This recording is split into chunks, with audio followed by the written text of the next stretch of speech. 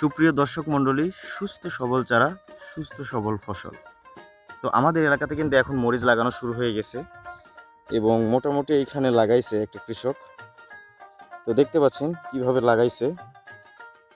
এটা হচ্ছে যে 8 শতাংশ জমি। তো লাগানো শুরু হয়ে গেছে এবং গাছটাকে আপনাকে দেখায় যে কত ঠিক কীভাবে কী লাগানো হয়েছে। দেখেন, আমি দুপুর 12টার সময় এখন এই মাঠে আছি। তো এক একটা গাছ এক হাত দূরত্বে লাগানো হয়েছে এবং আমরা মালচিং ব্যবহার করি না, আমাদের মালচিং ছাড়াই হয়। তো এখানে মোটামুটি খুঁটো করা হয়েছে দেখেন, এবং প্রতিদিন এখন থেকে গাছ লাগানোর পর থেকে 3 থেকে 4 দিন এখানে ঠিকভাবে এভাবে সকালে একবার বিকেলে একবার পানি দেওয়া হবে গাছের গোড়াতে। এই আর কি।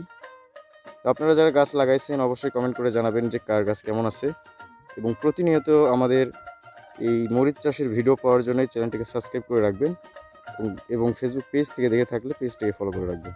ধন্যবাদ।